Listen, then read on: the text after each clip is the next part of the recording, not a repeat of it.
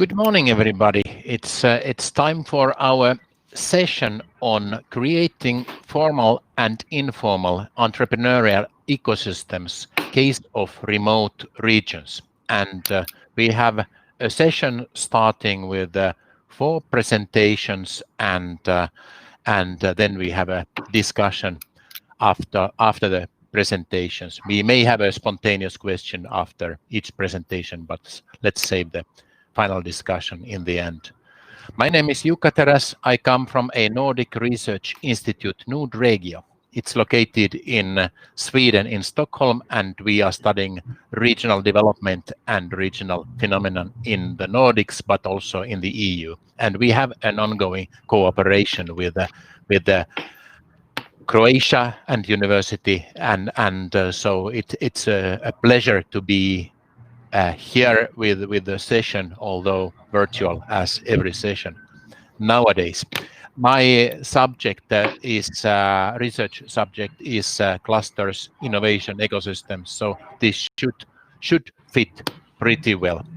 And before we go to the 4 presentations, I just take 2 minutes just to introduce how I see the subject of today.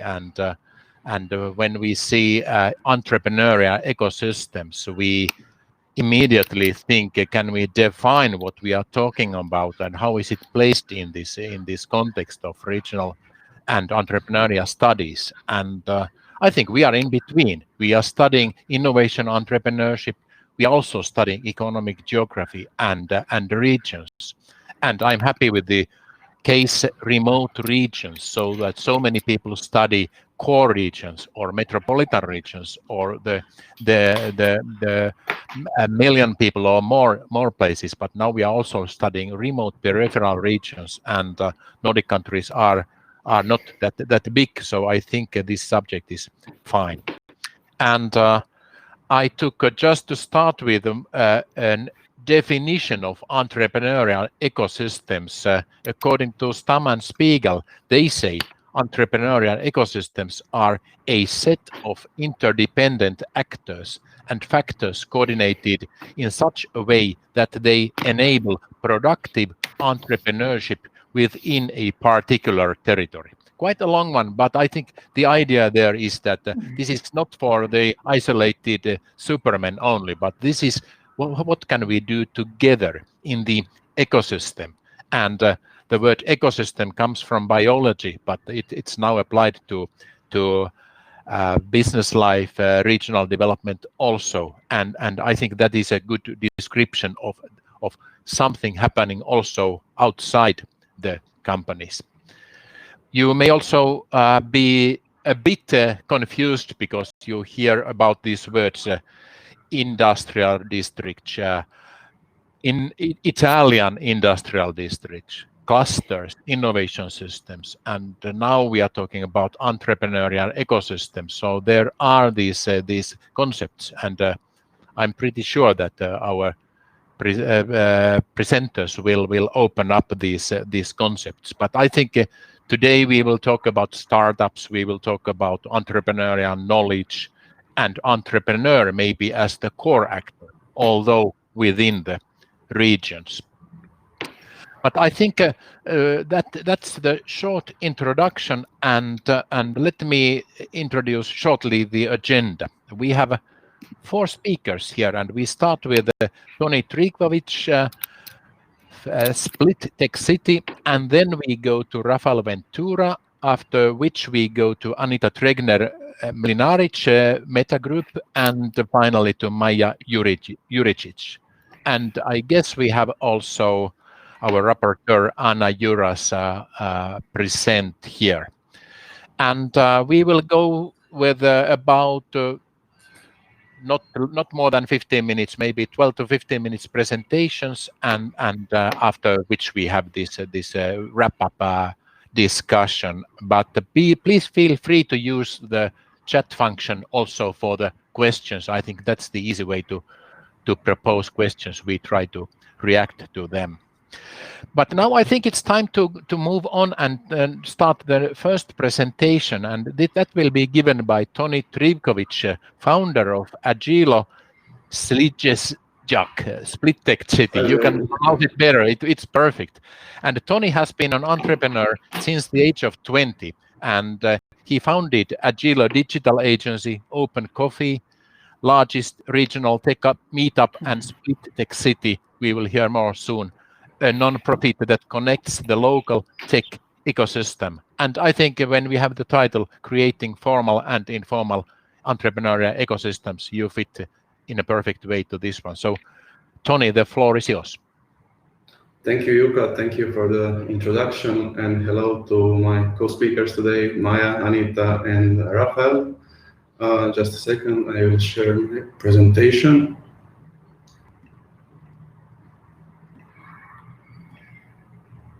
Can you see the presentation? Yes. Great. So I'm happy to speak today and share my experience on a wide conference. I will quickly go through my story. So basically, I became an entrepreneur when I was 20. I was studying on Faculty of Economics in Split. And since I had experience of working in tech in high school, I felt like I'm wasting an opportunity to create something on my own. And I decided to drop out from the college. And then I worked from my bedroom, and I missed the community. I missed networking. My whole generation was doing networking on faculty, and I was wondering how can I start something to connect a local tech community. And I discovered the concept called Open Coffee that was started in 2007 in London by one of the Skype co-founders. And its primary goal is to connect the local tech community face-to-face. And I felt that's an amazing concept, and I decided to start something similar in Split. So that's Open Coffee Split. It was created in 2008 with a goal to connect local creatives, developers, marketers, entrepreneurs, investors. And step by step, the community grew. This is how it looked at the beginning. People we just met, in different places, had a coffee, and shared our experience. And step by step, the meetup grew, and 127 meetups later. This was last summer after the lockdown. It was called. It was the meetup that they organized in an open air cinema. Community members sharing their know-how, experience, and it connects. I'm always happy to see lots of students that come and that are eager for knowledge. And somewhere between first and 127 edition of the meetup, I started questioning myself. Okay, so basically, Open Coffee is connecting individuals on a monthly basis, and it's growing. But how can I increase? How can I level up? Hold this game? Because the tech ecosystem in Split didn't exist back then, and then I discovered that some concepts exist in other countries, and I use them as inspiration. And that's when I started getting an idea of creating a non-profit. And I asked the community, the feedback on what will be the best name, and the community basically voted, and they decided that it will be called the Split Tech City. And the Split Tech City, so basically it started from Open Coffee that was informal, and throughout that experience, something more formal was created, and that's Split Tech City. It connects local companies, individuals, meetups, non-profits, and institutions. And so the first step was to gain the trust of the community. Okay, so basically we created this non-profit, but how can we attract members to the non-profit? And then we openly showed us on local conferences. We basically promoted openness, community, and the community really liked that. So that phase lasted for like two years. Basically, everything we did was on fully volunteer basis. And once we gained the trust of the community, in the meantime, we wrote about the community and its activities. We decided to build a better website. So the splittechcity.com has a news section where we publish articles of what's happening about activities of local companies that are nowadays members of the nonprofit. We have this community section, yes, where you can filter community based on like companies, meetups, co-working spaces, institutions, other non-profits, basically everything that makes the local tech ecosystem. We have a jobs sections, and this is the most visited section on the website. It really helps the local companies attract the talent.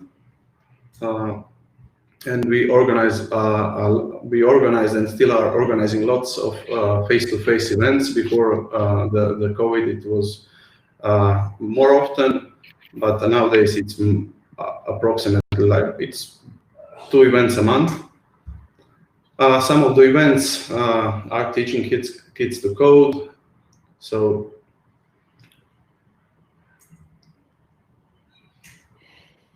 briefing students about the job opportunities. This was a huge event. We organized it 2 years in a row in June before the summer vacation. So we briefed the students about the job opportunities in the local tech companies.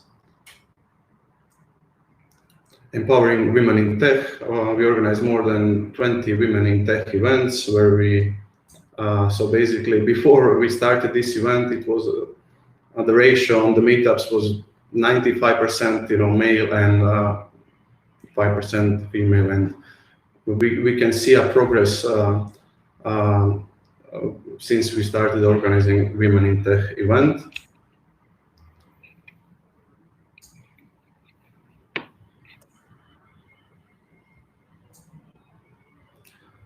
This was our first conference that we organized.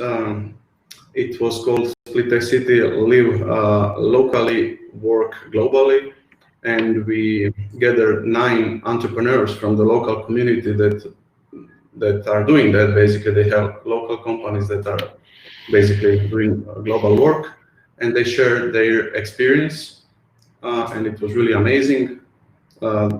This conference was organized with a budget of 2,500 euros, but it made a huge impact. Around 220 students came to the cinema in Mall of Split. The entrance was free for them, and we also recorded whole the conference. And nowadays we publish smaller videos on our social media channels. This was also one interesting event, connecting community for a higher purpose. So basically we organized cage ball tournament. It's like a soccer 3-on-3 in a cage. It's really popular between the local tech companies here in Split. And we gathered 22 companies that basically they had to donate 200 euros in order to participate. And the collected amount was used to buy 10 laptops for the families that have kids, and they, can't afford them. We did this in collaboration with Caritas here in Split, and then later on we organized our workshops to those kids, and we educated them with other in partnership with other local non-profit. It's called DAMP, associations of young programmers, and with DAMP we educated those kids on how to use the technology productively. And how Split Tech City looks today, basically we have just one person full-time employed, and we finance the non-profit primary through the community. Because we have 50 non-profit members. Out of those 50, 37 are the local tech companies. We have a couple other non-profits that are members, and the rest are individuals. So yeah, it's mostly financed through the community by sponsorships. So for example, the local event that we organize, Women in Tech, has a partner from Split. The company is called Extension Engine, and they are really helping to boost the whole meetup on another level. And we are really glad to have their support. And we are noticing the trend where other companies are deciding to support more and more community projects.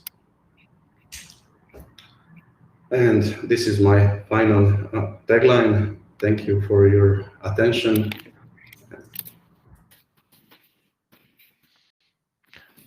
Thank you, Tony. I think that was a fantastic opening, and what an inspiring visit to the Split and Tech City.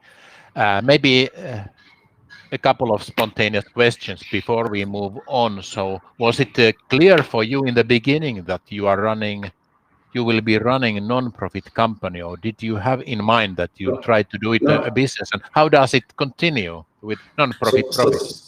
So basically, I have my own company, and the non-profit is a separate entity. And so at the beginning, when I started Open Coffee, I never knew that something like Split Tech City will ever be created. But at some point, when I noticed that the community is becoming more and more mature, and that other meetups are being created, I was following communities in other countries, and I seen what's possible outcome for the Split community sometime in the future. And I just decided how can I challenge myself even more and level up the intensity of the community work that I'm doing, and that's when the non-profit was created. I never knew that it will grow to a level where it's today, and I hope that in 5 years I'll be able to say the same. Great. And maybe another question. When you saw the title of this session, Creating Formal and Informal Entrepreneurial Ecosystems, my guess is that you identify yourself as informal. You are not part of the formal system, but you come up with the bottom-up informal approach. But am I correct, or am I reading? Yes. You are correct. You are correct. So some challenges of Split Tech City in future is definitely to connect more with the institutions, because we are currently, for example, we organize lots of events, and some of them are even organized on local universities. So basically, we give value to the students by doing that, and there are lots of other possibilities on how can for example, one of the projects that can be done is students can visit local companies and hear their stories while they are, let's say, on the first year of the university, so they can become sooner aware of the local tech ecosystem, and maybe they can envision themselves as being part of this community sometime in the future. Well, that's great, and we will save some of your remaining comments to the final panel. But meanwhile, I'm also seeing that we have about 40 listeners, and great that now Tony has 40 more people informed about the great concept. So thank you for the moment, and we will come back with you in the final discussion. And before we go to the next session, I remind you of this chat section. So, a question, comment to the speakers or to the subject. Just open up this bubble and write your message there, and we try to follow. But I think we will move on, and our second speaker is Rafael Ventura, and I think we are moving to the University of Malaga and Rafael is Vice Chancellor of Social Innovation and Entrepreneurship. And I think, Rafael, the floor is yours. Thank you very much for the introduction, the presentation. I do appreciate to participate in this event, so thank you very much to the organization, the University of Split, and especially the Faculty of Economics of Split. I am going to share my screen.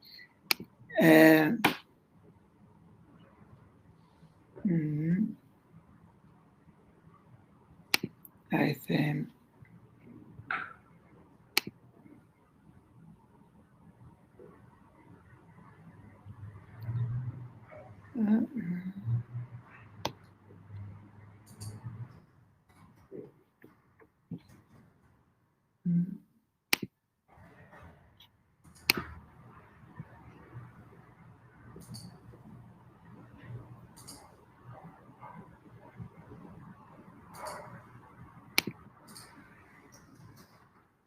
It's okay.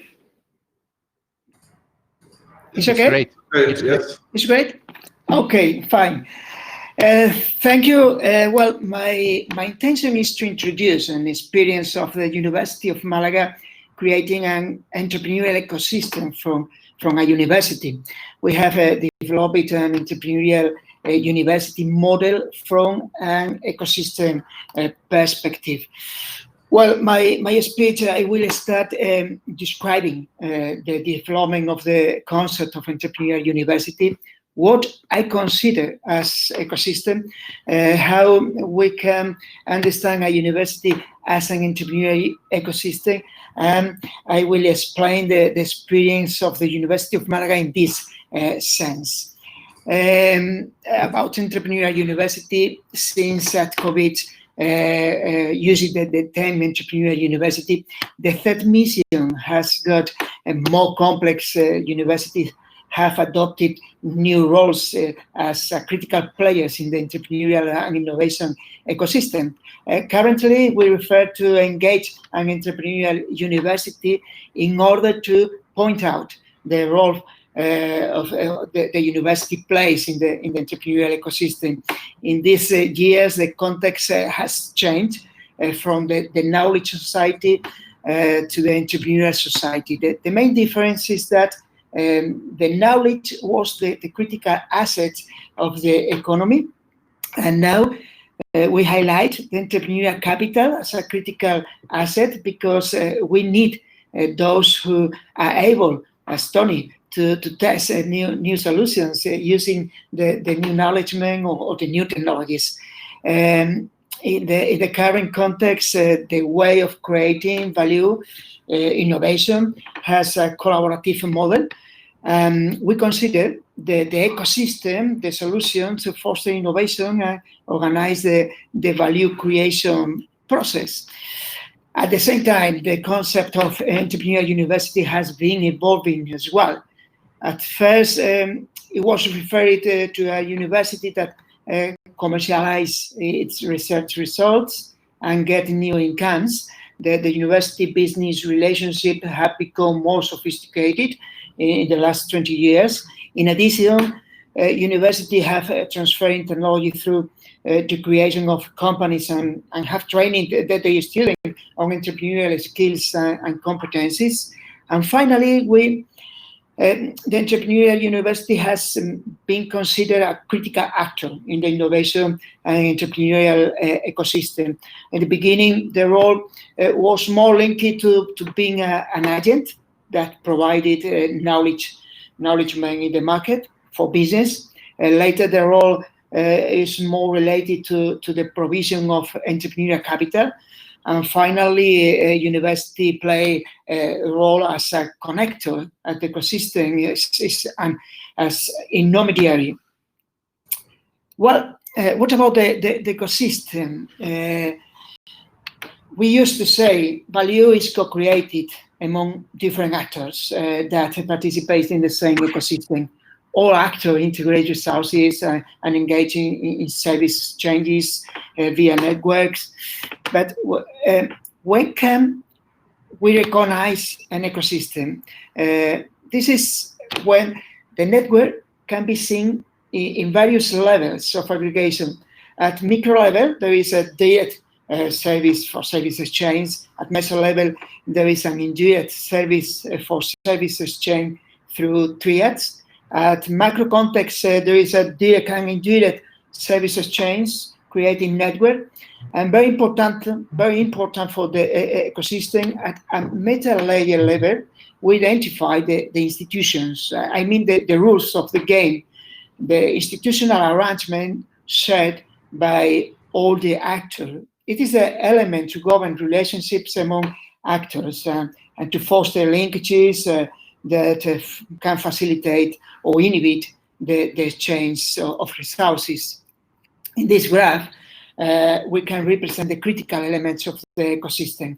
The quality of the ecosystem in terms of value creation depends on the whether the context is attractive for the actors to find opportunities for exchanges and integration of resources, and whether these exchanges take place. In this sense, the university are playing critical role, adding resources, integrating resources, participating in the exchange of services. But the question is to consider the university as an ecosystem to provide a managerial framework for the universities. Can we consider the university as ecosystem? Can we consider the university as an entrepreneurial ecosystem? Can we consider the university a provider of a context that facilitates innovation and entrepreneurship?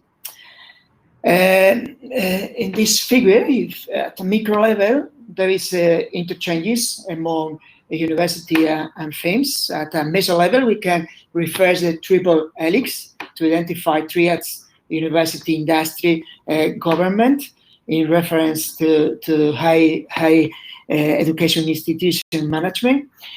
The involvement of more actors increase at a macro level, resulting in the quadruple helix or quintuple helix. And finally, the context provided by the universities can generate a stronger or weaker ecosystem, more or less changes among actors. And this is the critical task. How to change the culture at the university, the norms, the regulation, how to make the university a better context for innovation, for entrepreneurship. In this figure, this would be a university model as ecosystem, where distinguish between the university as a collaborative space, the engaged university, the university as a hub, the university as a context. The great challenge for the university is the institutional work. How we are able to break the rules, to change the rules, how to change the university, becoming then in a more open organization. I think this is the greatest challenge for us. The institution should be designed to ensure the balanced situation of the ecosystem, to ensure all the actors participate and get the benefits that they want to get. And I'm going to tell you that the experience at the University of Malaga, linked by UMA. Linked by UMA is designed for the achievement of the goals related to entrepreneurship at the University of Malaga. We have designed an entrepreneurial ecosystem based on open innovation framework. The naming Link by UMA link and the meaning of this naming highlight that we want to be the connector of the entrepreneurial talent at the university and the rest of the actor. Link by UMA is a space for innovation and entrepreneurship, is a common space for all the entrepreneurial ecosystem. This project has a physical site. Link by UMA is located in the Green Ray. The Green Ray is a building that was set up by the technological park for companies, but in the campus of the university. The strategic agreement among the technological park at the university was to join in the same place, in the same building, in a common space, corporates, entrepreneurs, researching groups, professors, students, spin-off, like a little entrepreneurial ecosystem with all the actors we can recognize in entrepreneurial ecosystem. This the university has 1,500 square meters in this building, and we had to decide what to do in 2015. We agree just 2 things, but this is the basis to understand what we do now. We want to promote entrepreneurial behaviors at the university, and we want to do this with the rest of the actors. We have been exploring through open innovation. The concept for us is open university. Well, we planned the infrastructure, co-working spaces, training rooms, meeting rooms, working spaces, incubation spaces. But I think the most important is the not tangible part of the site of Limbayuma is the model. No? We focus on generating new entrepreneurial capital. This entrepreneurial capital would be able to launch new ideas, projects, startups, spin-off, but also is able to incorporate in the rest of the actors in the entrepreneurial ecosystem. So for us was very important beginning identifying the actors and the value proposition of these actors, facilitate then the right context for be attractive for them, and designing co-creation relationships. All we do at Limbayuma focus on creativity, innovation, and entrepreneurship is designing using co-creation relationship with other actors. What about result after 4 years or 5 years at Limbayuma? Well, we have set up a very lively place.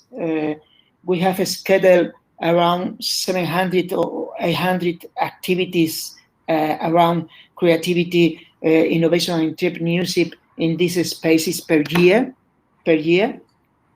Obviously, not since the pandemic. We are redesigning the model now. We have tested an open innovation model, open university model in a successful way. This is the picture when we can tell how we have grown in a network way. All the partners to design all the services for the university about entrepreneurship. We have become in a more and better entrepreneurial university.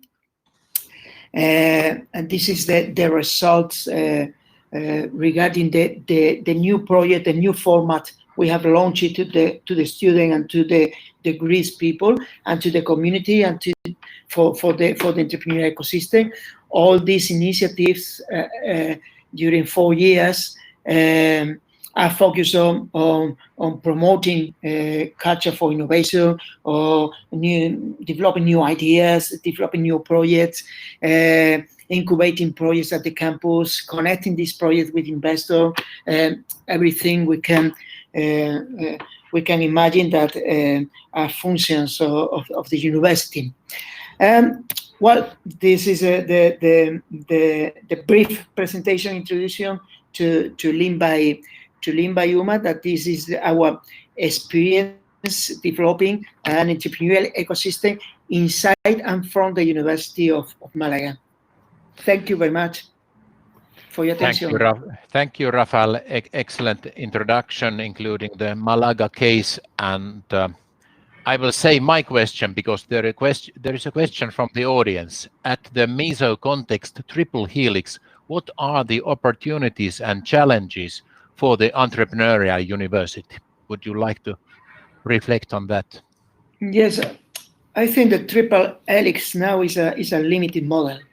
If you adopt an ecosystem perspective, I think the ecosystem perspective has been developed after the triple helix. That was very important to open the university to organize the university business collaboration, including the administration as the connector, as the facilitator. But I think now we must think on ecosystem way. So there has been the quadruple helix, the quintuple helix. But for me, it's better to understand the ecosystem perspective, and you must interpret what is your role in this kind of organization or solution for the interchange of services. Thank you. And then another question coming from Lana. In relation to the topic, what international projects and cooperation do you do to strengthen your own ecosystem? So if you just list one that is important for you. Yes, well, greetings from Malaga to Lana. And Lana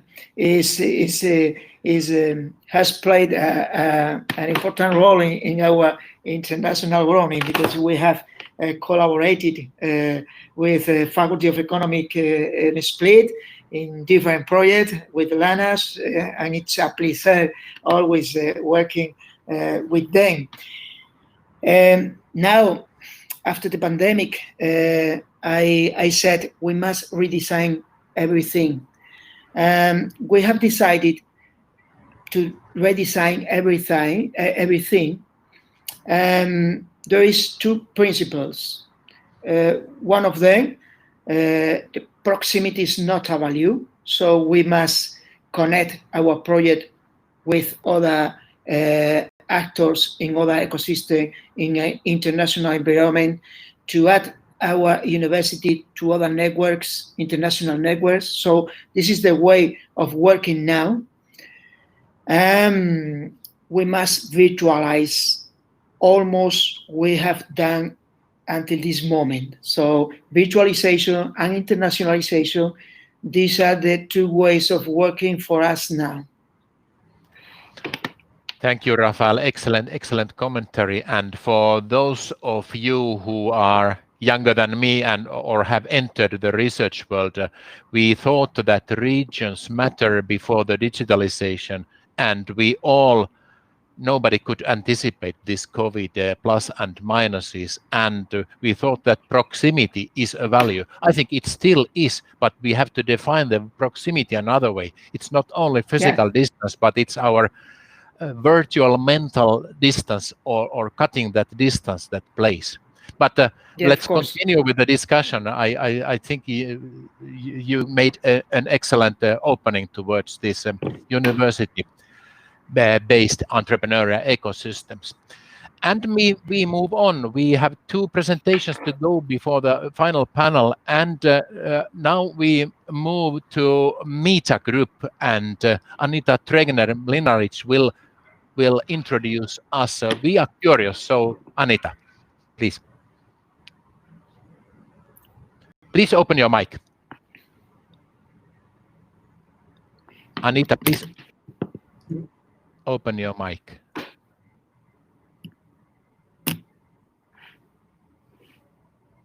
Mic on, mic off.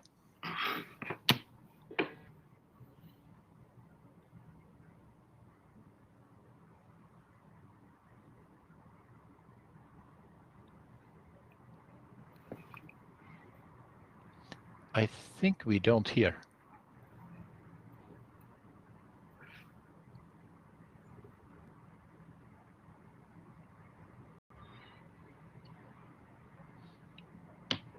COVID side effect.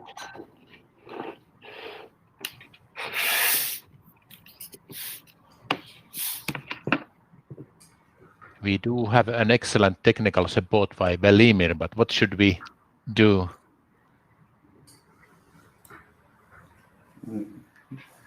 The audio was on before, so we should move to Maya until Miss Anita sorts her microphone problems. Yes, I think we will do so. So we take before Anita, we will try to solve that meanwhile, the microphone thing, and we move on to Maya Juricic. I hope it's fine for Anita too. We have this audio. Good. And then we move to island movement, which is, I think, especially for Croatia. I had also opportunity not too long time ago to visit the fantastic islands, which is not the possibility now. But Maya Juricic, with the address on the island of Hvar, is the president of the island movement, and she's the bearer of the idea of online island platform aimed at building sustainable communities. And I think this is highly related to our subject, what kind of ecosystem, entrepreneurial ecosystem we see here. And she tackles, for example, energy transition, sustainable development, and social entrepreneurship. I hope, Maya, you can now take the floor.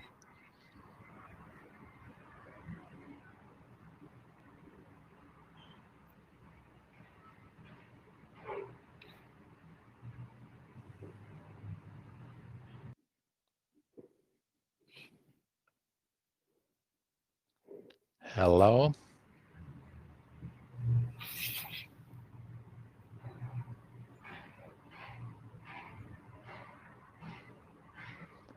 And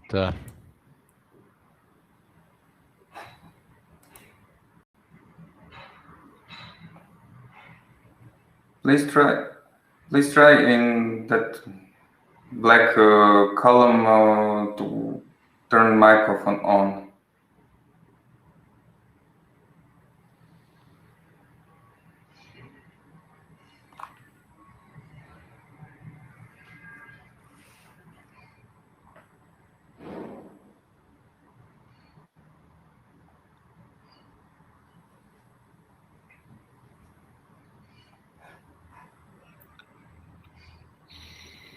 Miss Anita is back. Yes, can you hear me now? Yes, I can hear you. Okay, I was going in and out. so in the end, we go with Anita. Okay. Don't we? Okay, please. Sorry about this, but technical problems will be solved. Yes. Thank you very much. I don't have a formal presentation per se, because we were also encouraged to do the storytelling. So I will be informal, even though if the participants will be interested in a formal presentation, then we can also share this later on, so no problem for that. But firstly, I would like to thank the VI organizing committee for honoring me with the invitation to this event, as this is, I would also say, one of the most expected events every year. But for me, being a Croatian based in Brussels, this edition is actually even more special because it is still organized in the scope of the Croatian presidency of the Council of the European Union. As I have been introduced by Yuka, my name is Anita Tregner-Mlinaric. I'm a senior advisor and policy expert at Brussels office of Meta Group, which has over 25 years of hands-on experience in investing in high-growth companies through the management of venture capital funds and business angel activities included, as well in designing regional innovation and entrepreneurship strategies and providing a wide range of services to help regions and cities across Europe to turn strategy into action. So with that said, the topic of today's panel is actually a topic, so to say, close to our heart, as this is the subject that we deal with our activities almost at daily basis, and we are really trying to contribute to the creation and building of the entrepreneurial ecosystems.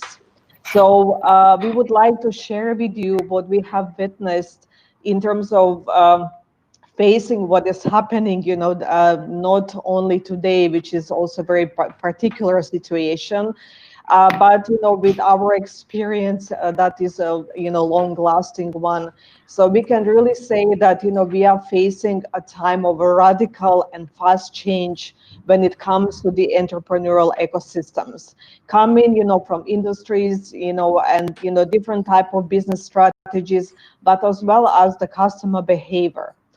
So we see that there is an increased focus on users, pushing companies and organizations to prove their efficacy in terms of the products and services that they are placing on the market. The demand is also from new geographic markets, which then creates also opportunities and new challenges sources. So this is also affecting in a way that we have a disruptive community that is constantly evolving.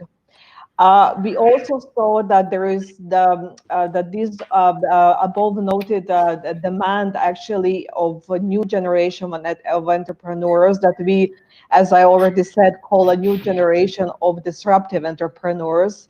And Nomads, as also it was noted in description of this panel, that actually asks for a more clear value proposition from the stakeholders and the key actors in cities, or regions where they operate and live. So this also means that the infrastructures, as we know it, which now it's even more evident due to pandemic circumstances, they actually don't comply.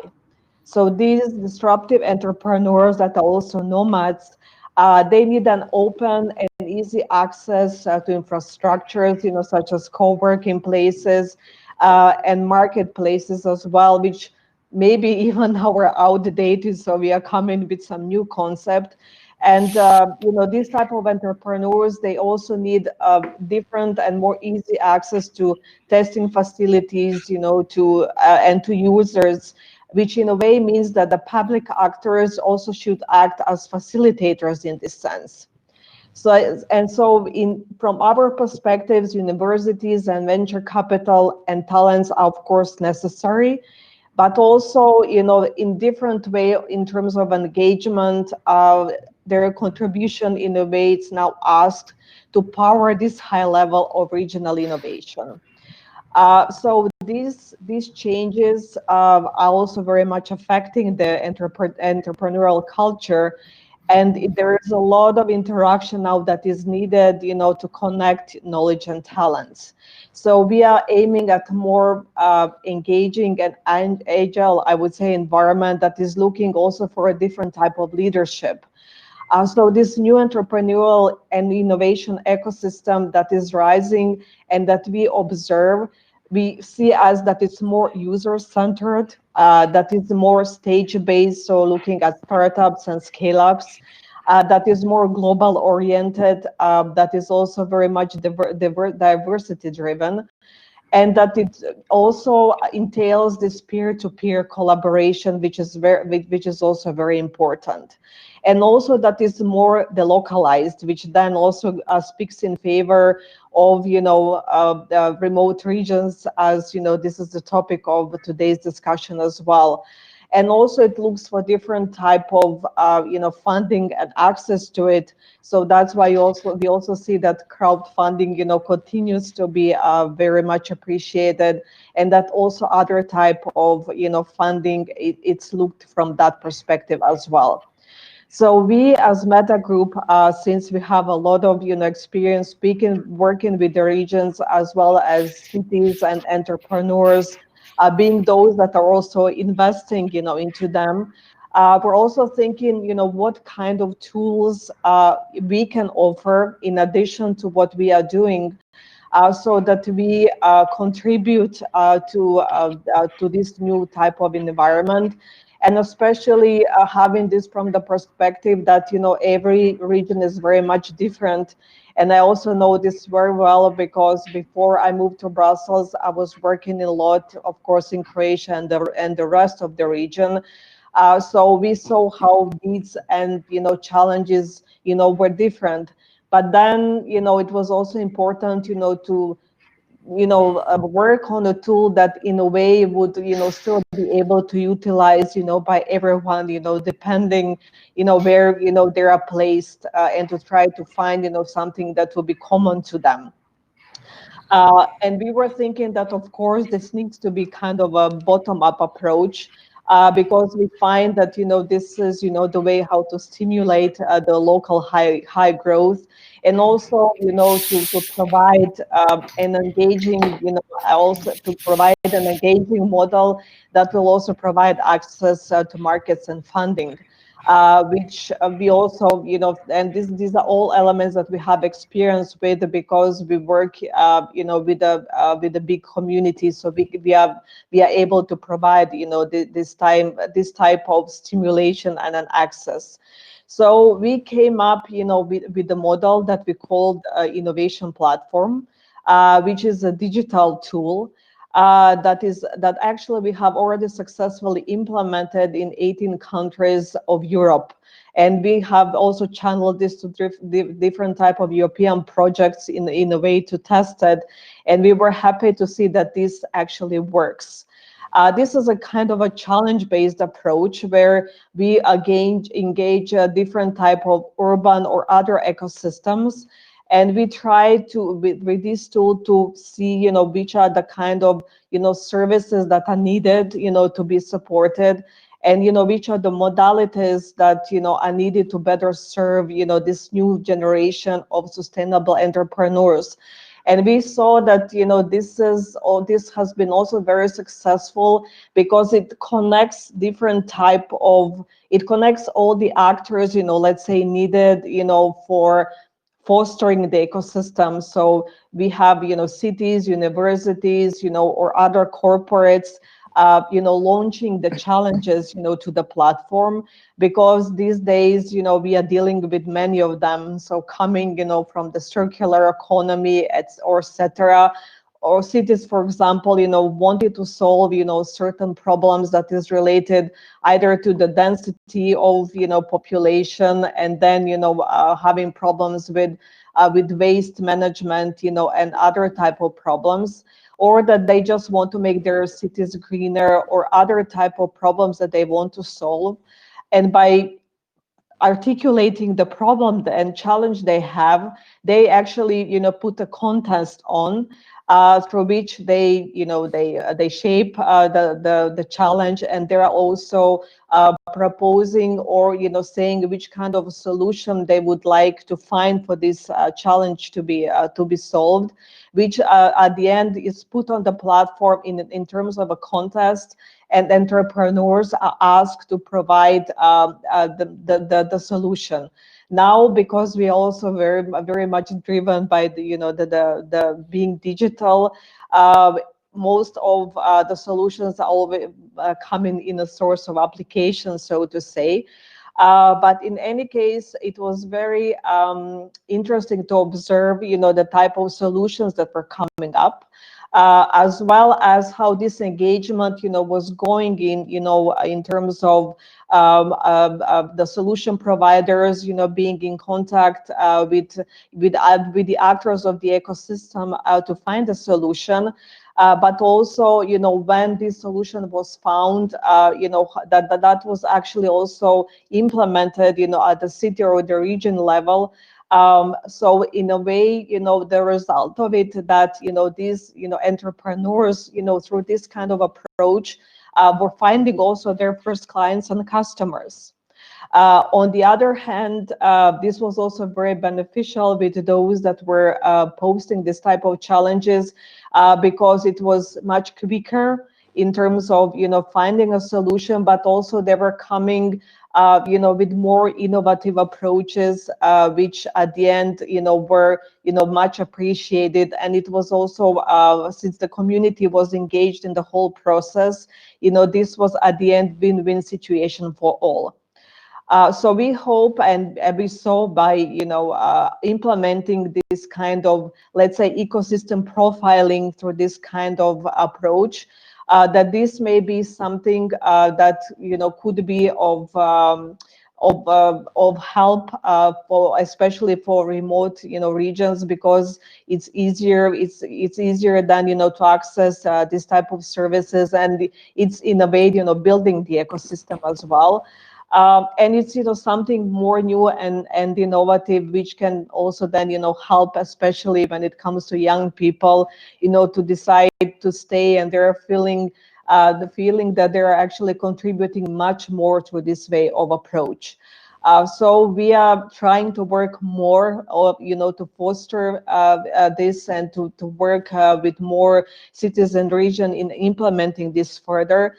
Because, as I said, we really see that this is something new, in addition to maybe some traditional consulting services, etc. And we would be more than happy to work with whoever is interesting to foster this further. But in general, the result, what we would really like to see, that even in this engaging with more of the actors, that we also get inspired maybe with some more ideas and solutions, how to further what further to promote and come up with in terms of supporting the regional ecosystems, as well as their own actors in building more of innovation, and actually contributing that there are seeing the light at the end of the tunnel, which means being placed in the market, and also being supported with funding. Thank you, Anita. Excellent orientation of what's happening in the field, and really attacking crucial points. Again, I have the question from the audience. It's Lana asking, what are your views on Croatian entrepreneurial ecosystem from Meta Group point of view in relation to investment readiness? What would be your brief comment on that? Yeah, I have to say that unfortunately we still didn't do that much in Croatia, even though we are all the time observing the market, and I hope that also this will change. We did have some interaction by also trying to establish more of business angel support in the country, but also we are hoping that with our funds we will be more present in the future as well. From what I can see, being in Croatia before and coming now, that definitely the landscape is changing. As Tony presented, we see more and more of this new type of entrepreneurs that are coming up, and of course there are also a lot of Croatian entrepreneurs and startups that are now very well known at the international scene. Because they have received, investments, and I think that many of them really, were disruptive, when it comes, to the ecosystem.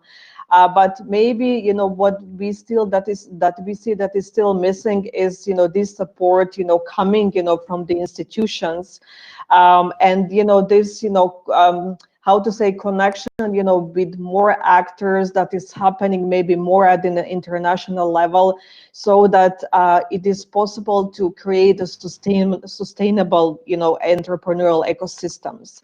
Also in terms of funding, maybe it's I think that it's still not easy for Croatian entrepreneurs to access them in that sense, and that there are many struggling, and for that reason we see the brain drain happening as well in Croatia as in the rest of the Europe. So that's why we were also with this a platform that we are working on.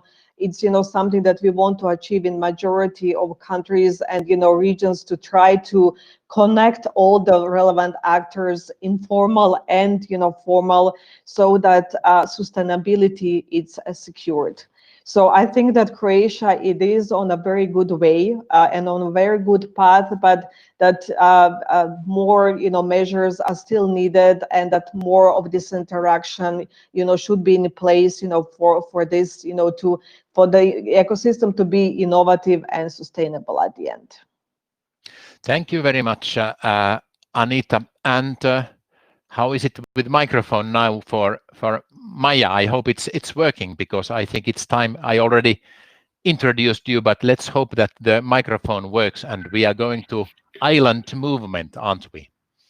I think it's working now, so you can hear Very me. good. Yeah, please. Yeah, okay. Thank you very much for invitation and opportunity to present among these inspiring people the island movement.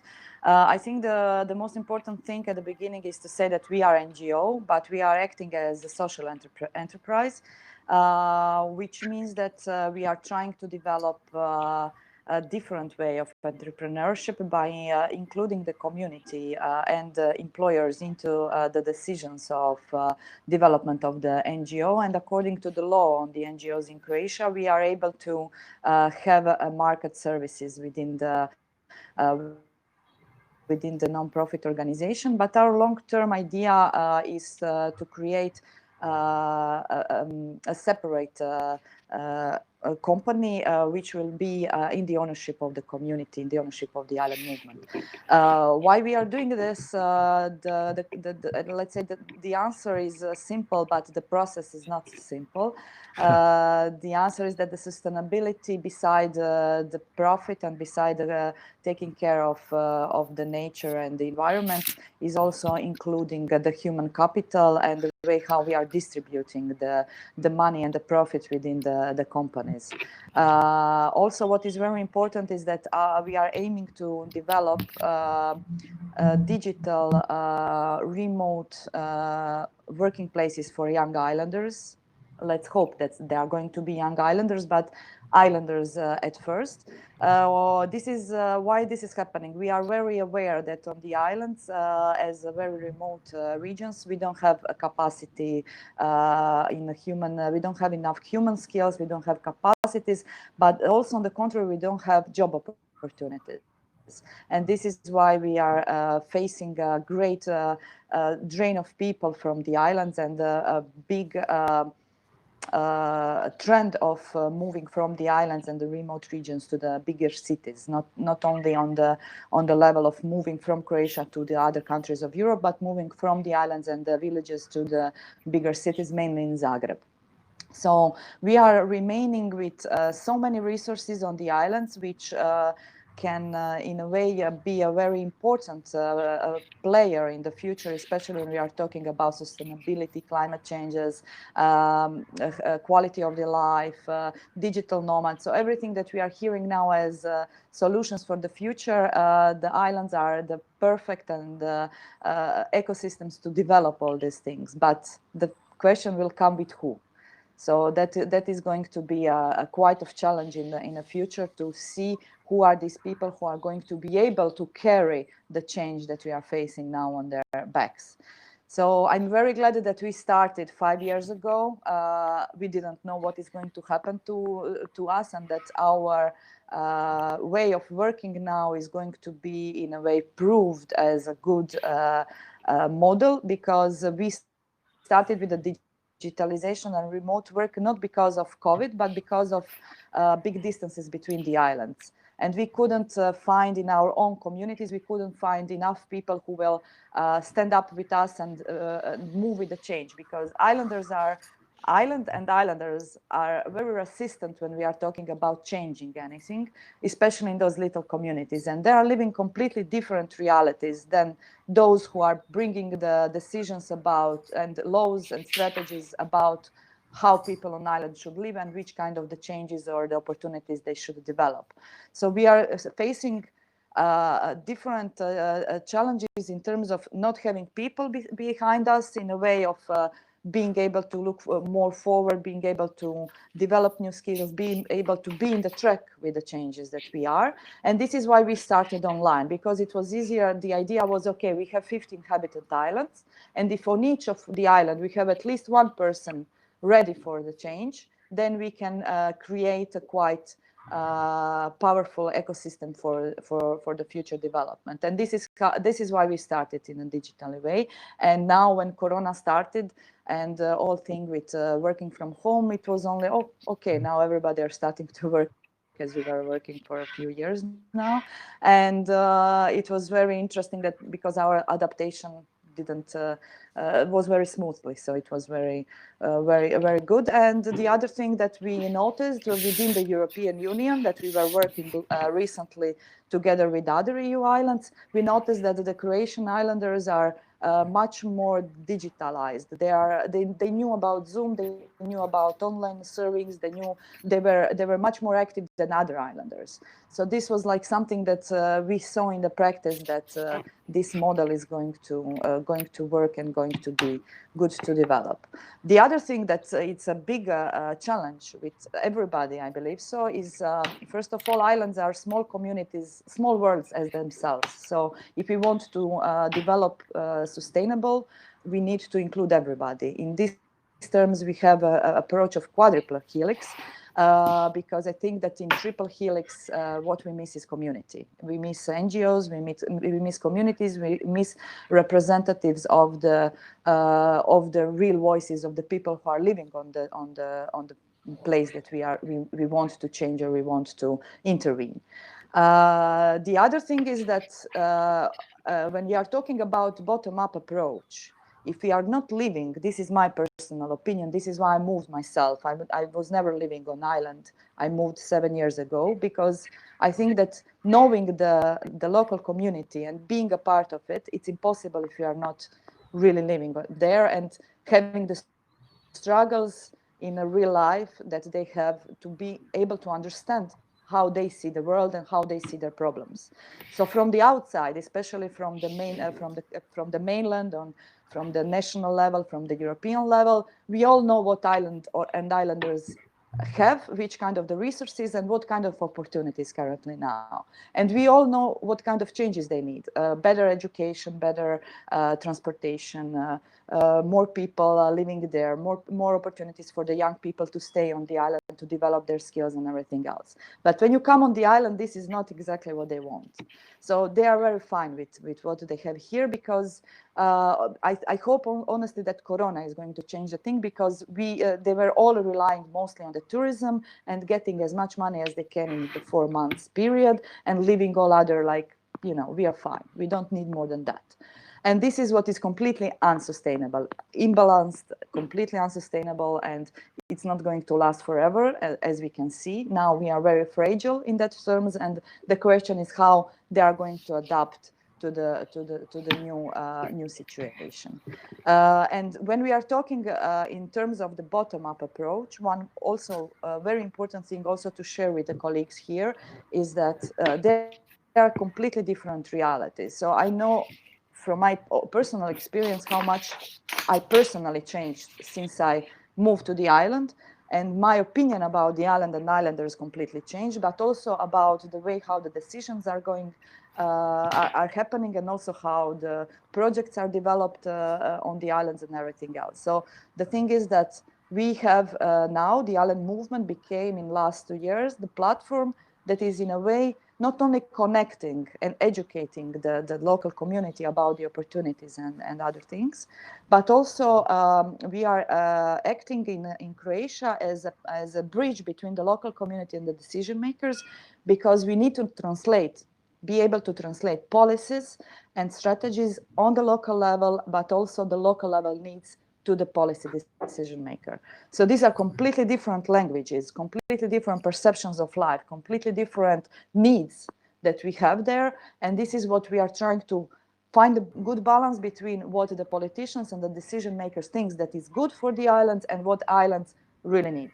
And this is what we are trying to act as a kind of the bridge, who is able to map, to understand both and get them together on the same level to be able to foster that change. Otherwise, what we have now, it's a very big focus on the islands, very big money planned for the island development, but on the other side, we are running with the time of developing the skills of the people who are able to bring this change on their back. So I think that it's really very important to understand and implement the bottom-up approach, but also to what Tony said in his last sentence, if you want, in a way, if you want to go fast, you need to go alone. But if you want to go together, you need to accept that the process is going to be quite slow, and there is lots of patience, lots of focus on the final goal, what we want to achieve. And from our side, from the Island movement, the most important thing is to build communities, because I strongly believe that projects are there, ideas are there, innovations are there, money is going to be there, but we will miss people, we will miss communities, we will miss those final, let's say, important thing that because of which we are doing the things that we are doing. Thank you very much, Maya, and that was really not only inspiring but also eye-opener what is happening in the islands in these days. Now time is flying. We have about 15 minutes for our final discussion. There are a couple of questions for you, Maya, so maybe you can use the chat and react to those. But I think we move to the final panel, and I have the opening question to you speakers. So what did you learn from the other speakers today, if you pick up one thing? And we can start with Tony. Of course, you can mention two, but pick up the highlights, what you have learned, what is on your mind after listening to the other speakers.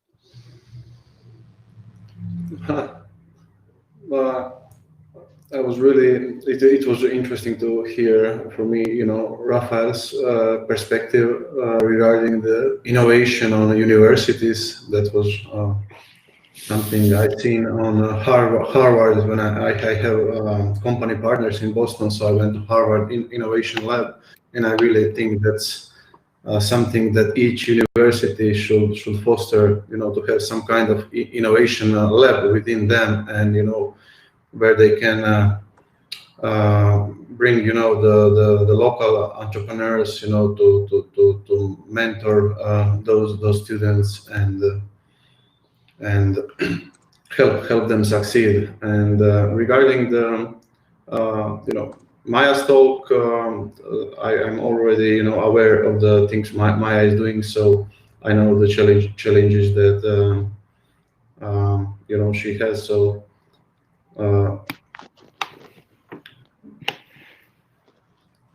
I don't have anything smart to comment on Maya's and Anita's talk. Yeah, but that was fine. One or two highlights, and thank you. And we move on to Rafael. What did you learn from today's other speakers? Yes, well, I have enjoyed a lot listen to you. Congratulations and well done for your projects. I have been very surprised because we have now social project with a base on social innovation as well. So and I like a lot this kind of projects. Well, the diversity of experience there is when we were talking about the ecosystem perspective. I think that the most richful of this perspective is the diversity of actors, the different projects. Of course, everything you have told. Potential collaborators for a university. So I don't know if you are collaborating in any way with any university. Maybe it would be interesting to know how you collaborate. We take the answer in a second, but then we move on to Anita. While listening to the others, what did you think, and did you get inspired? No, it was a really great experience and knowledge sharing. I would say everybody was up to the point. It was great, to see some, new entrepreneurial perspectives, what Tony is doing. Also to hear from Rafael and University of Malaga, which I know that universities are now very much modernizing, and this is also what is very much fostered by the European Commission for their initiative. So it is really great to see that there is this collaboration in between entrepreneurs and researchers, which is very much needed. And we also know this a lot as Meta, because we work with researchers a lot on that end too. And also Maya, she was up to the point, with her remarks on the situation on the islands and also what is very much needed. And this whole panel is focusing on, building communities and knowledge sharing. So it was really great to hear all these perspectives, and, let us hope that we will all contribute to especially the decision makers are going to hear to us, so that they will, start thinking what is very much needed, for this situation to change and improve, because I think we all very much need that.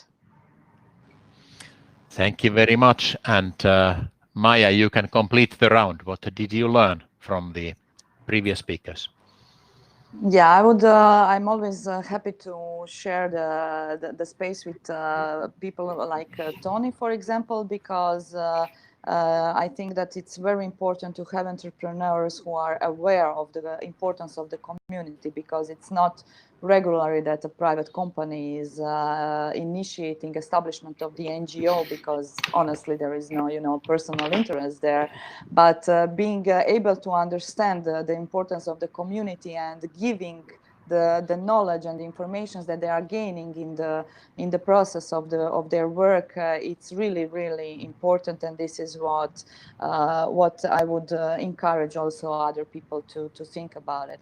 And the other thing, what I was impressed from the university presentation is the network and how they were building the network over the years. And now it's really good to see. This is how I just had the highlight, like, okay, this is what we want to see from the island movement in the next year. So this was quite inspiring of how to strengthen the all angles of the community by the cooperation. So it takes a lot of time, a lot of networking, but I think it will be at the end the good result and the good added value to the community overall.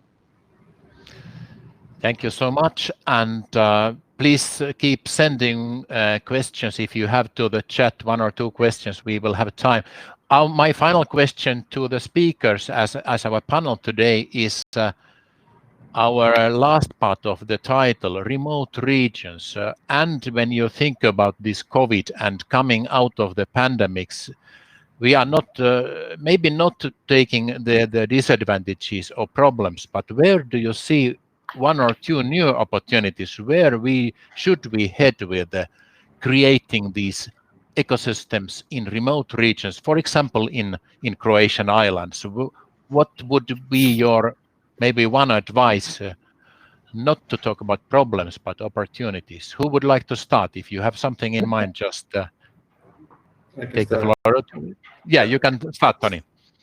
So basically, what we are currently seeing. So I have friends, that used to work in San Francisco, New York, London, and they basically after the COVID, they left those big cities. The companies allow them to work remotely, and I think that's a huge opportunity for Split, for the islands in Croatia, to attract people that want to have more balanced lifestyle and still be close, to a growing tech community.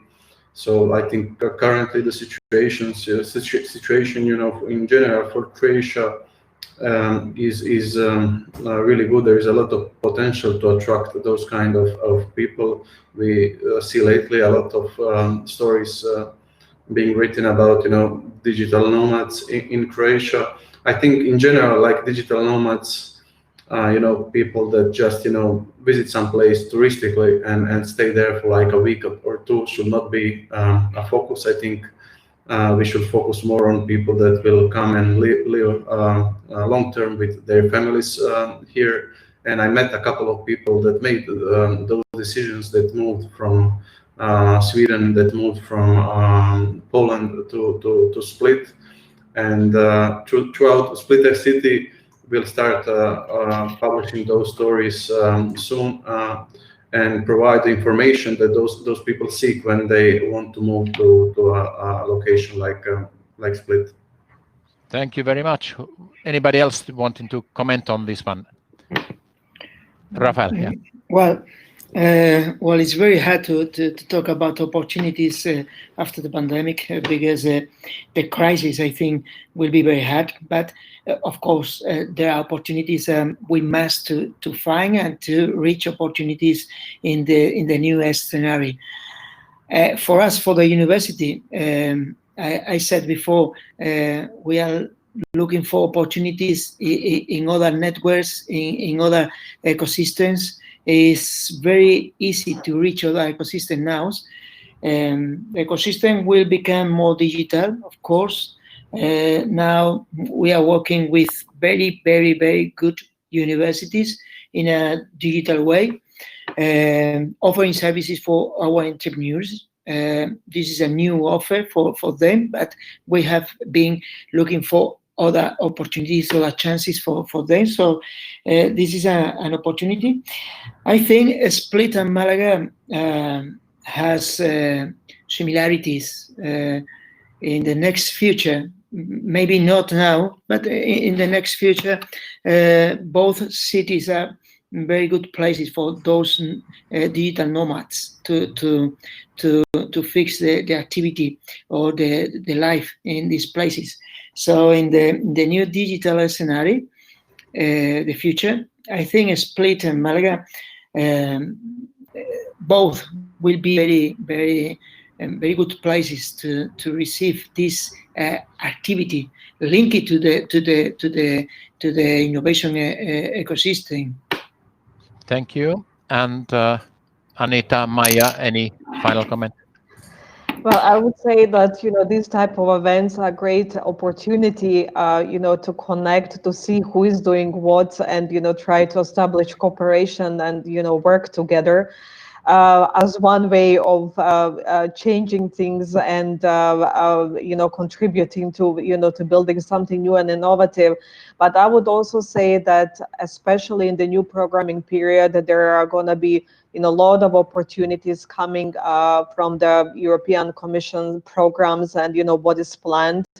A lot of investments will go into digital activities. I would say there is also going to be a lot of focus on skills, upskilling and reskilling, citizen engagement and building of communities in general.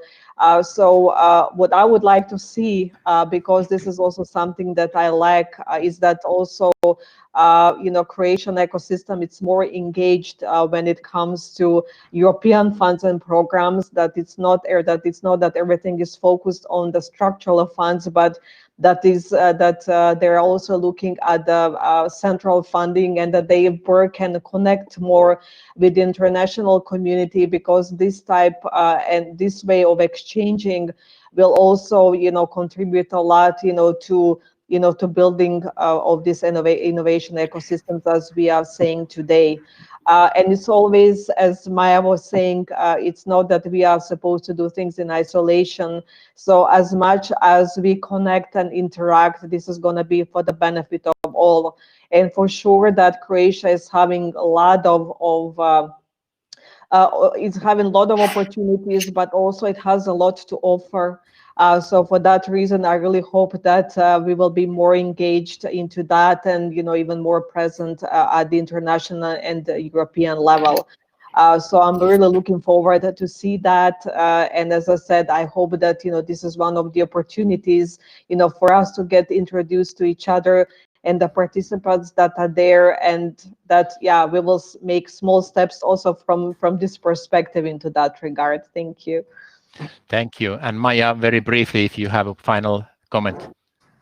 Very briefly, I would say that whoever is ready to confess that we are never going back to the previous world, which was very unsustainable and not human, I would say, then this crisis is a big opportunity in general. Thank you very much, Maya. And I think they may cut the stream soon, so I try to wrap up very briefly from my side. I think I have learned a lot today, and I also see extremes in our thinking regarding these entrepreneurial ecosystems. And when we are planning, we are seeing new extremes. We are talking about global issues. At the same time, we are very local, as our cases today show. Then we are talking about new digital world. At the same time, we are really want to have these physical contacts, physical things to do. So another extreme, and then I also write here that we would like to go all over and visit places and maybe even live in 2, 3, 4 places at the same time. We want to find our home base. So there is the dipole inside us all the time, and this COVID time only makes it bigger. And one other also, which I didn't think, is that we have on the other extreme, we have international companies, multinationals, and today we have excellent cases of NGOs, non-profits. So the diversity of these activities, and I think it's not either or, it's complementary here. And finally, is it about core regions or is it about remote regions? I personally would like to have both, and I'm part of this dipole, and I think again, coming down to the Croatia split, yes, I agree with Rafael. There are opportunities there definitely. And to conclude, I just want to congratulate WIRE conference, as many of the speakers have already done. So this is a great event. I really hope that pretty soon it will be a physical event again, but it works digitally also in a nice way. But I think for our time has been used, and I hope you all have enjoyed the 90 minutes. And once again, thank you for the speakers. So I think we will conclude here, and the presentations and links to the speakers are available. Just ask, for example, from the organizers. For my part, thank you for everybody. Thank you. Thank you very much. Thank you. Thank you.